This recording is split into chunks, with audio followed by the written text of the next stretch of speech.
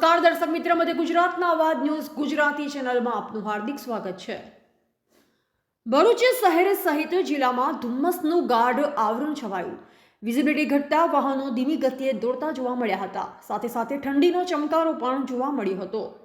ભરૂચ જિલ્લામાં ઠંડીનો પારો વધતાની સાથે જ વાતાવરણમાં ધુમ્મસ છવાયું હતું। આજે વહેલી સવારે ભરૂચ જિલ્લામાં ગાઢ ધુમ્મસ નજરે પડ્યું હતું। આ કારણે વિઝિબિલિટીમાં ઘટાડો થયો હતો તો વાહન ચાલકોને પણ સમસ્યાનો સામનો કરવો પડ્યો હતો। આજે સવારથી વાતાવરણમાં ઠંડીનો અહેસાસ વધુ થઈ રહ્યો છે।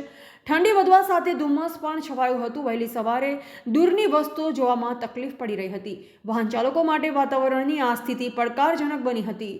નેશનલ હાઈવે નંબર 48 અતિ વ્યસ્ત માર્ગ છે, જ્યાં વિઝિબિલિટીમાં ઘટાડો થતાં હાઈવે પાર વાહનો ધીમી ગતિએ દોડતા નજરે પડ્યા હતા।